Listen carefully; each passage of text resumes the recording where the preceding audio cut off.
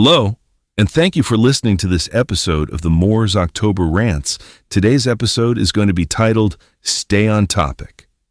Lately, I've been noticing a frustrating trend, not just in myself, but in the people around me. It's something that's been gnawing at me for a while now, and I think it's time I put it into words. It starts innocently enough. You're having a conversation, maybe with a friend, a group of people, or even in an online comment section. You bring up a topic, something specific, something you want to explore or unpack. Let's say, for example, you're talking about gas prices in America. Maybe you're discussing how high they've gotten or the reasons behind the fluctuations.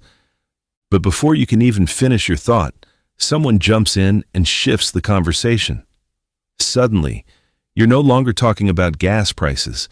Now it's about climate change, or electric vehicles, or the war in Ukraine, or corporate greed. All of which are important topics, but none of which are what you were actually talking about. This isn't just a one-off experience. It happens all the time, and it's not limited to casual conversations. It happens in comment sections, on social media, in group chats, and even in real-life discussions. People just can't seem to stay on topic. Take another example. Imagine a post discussing relationship dynamics, something like, why do some women end up marrying men they don't actually want, only to cheat with the ones they do? It's a provocative topic, sure, but it's also a specific one. So, I chime in with a comment. Women aren't forced to marry men they don't like. This isn't India or any other country where arranged marriages are common. This is the United States, or at least where I live. And people have the freedom to choose their partners. Seems straightforward, right? But then, out of nowhere, someone replies, well, men cheat more than women anyway, or men are the real problem in relationships. And I'm left wondering, what does that have to do with what I just said? I wasn't talking about men. I wasn't defending them or attacking women. I was making a point about personal agency and the choices people make in relationships. But instead of engaging with that point, people deflect, they pivot. They bring up unrelated grievances or statistics that derail the conversation entirely. It's like trying to have a focused discussion in a room full of people who are all shouting about different things. No one's listening, everyone's just waiting for their turn to speak, or worse, hijacking the conversation to push their own unrelated agenda. This isn't just a problem in relationship discussions. It's rampant in political conversations too. Say you're talking about a specific U.S. president, past or present. You're analyzing their policies, their leadership, their impact. Then someone jumps in and says, well, what about this other president? Or yeah, but the other party did this worse thing. Again, it's not that those other topics are unimportant. It's that they're not relevant to the conversation at hand. And when people constantly shift the focus, it becomes impossible to have a meaningful exchange of ideas. I've noticed this pattern so often that I've started to feel like I need to speak out about it. Not just to vent, but to highlight how damaging this habit can be to our ability to communicate as a society. Some people might ask, why do you care so much? They might argue that bringing up related issues is just part of a broader conversation. For instance, if someone is talking about drug overdoses in America and another person brings up child trafficking, they might say, both are important. Why can't we talk about both? And I get that. I really do. There's value in connecting issues and seeing the bigger picture. But timing matters, context matters. There's a difference between expanding a conversation and derailing it. When I say, let's stay on topic, I'm not dismissing the importance of other issues. I'm not saying they don't matter. I'm saying, let's finish this thought first. Then we can move on to the next one. But too often, people take that as an attack. They assume that if you don't want to talk about their issue right now, you must be against it, that you're ignoring it, that you condone the problem because you're not addressing it in that moment. That's not only unfair, it's manipulative. It's a tactic people use, consciously or not, to control the direction of the conversation. If you don't follow their lead, they accuse you of being complicit in something you never even mentioned. It's exhausting, and it's dishonest. Because instead of engaging with what you actually said, they twist your words. They assign you beliefs you never expressed. They argue against a version of you that doesn't exist. And the worst part is, these people rarely add anything of value to the conversation. They don't build on ideas. They don't offer insight. They just muddy the waters, making it harder for anyone to think clearly or speak freely. Some do it because they think it's funny. Others do it because they're uncomfortable with the topic and want to change the subject.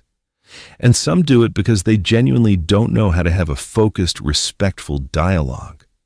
Whatever the reason, the result is the same: chaos, confusion, frustration, and ultimately, silence. Because people get tired of trying to speak when no one's really listening.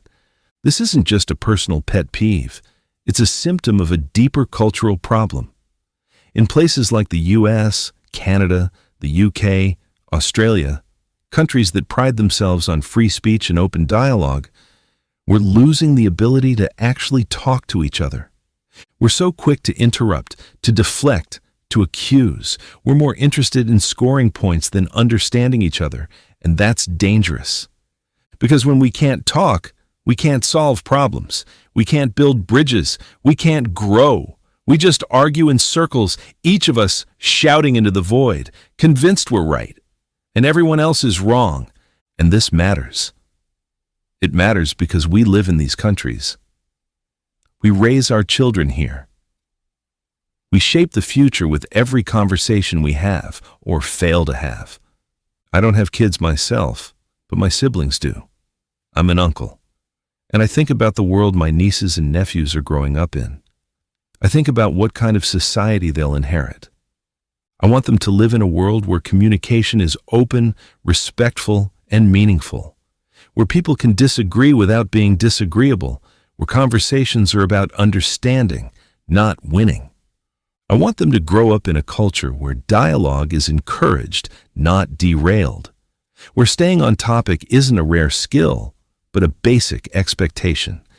Because when we lose the ability to talk to each other, we lose more than just words. We lose trust. We lose connection. We lose the very fabric that holds society together.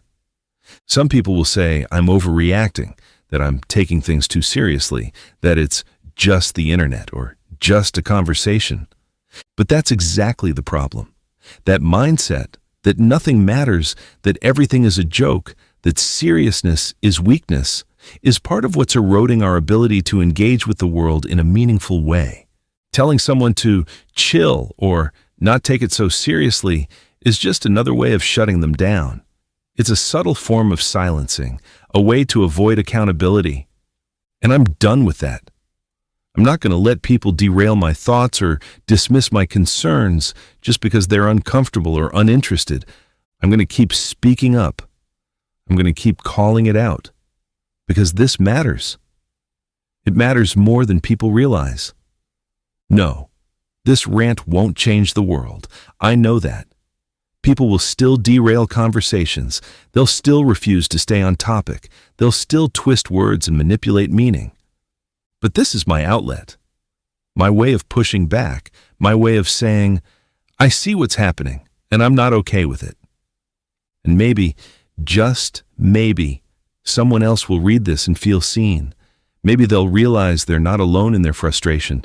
Maybe they'll start pushing back too. Because change doesn't start with a crowd. It starts with one voice, one person saying, this isn't working. We need to do better. So here I am, saying it. We need to do better. We need to listen better, speak better, stay on topic, respect each other's time, thoughts, and intentions. We need to stop using conversations as battlegrounds and start using them as bridges. Because if we don't, we're just building walls between ourselves, our communities, and our future. And I, for one, want a better future. Not just for me, but for the kids who are watching us, learning from us, becoming us. That's why I care. That's why I speak. That's why I won't be silenced. Because communication matters, and I refuse to let that truth be derailed. Anyways, Thank you for listening to this episode of the Moore's October Rants. Signing out. Have a good one, guys. Goodbye for now.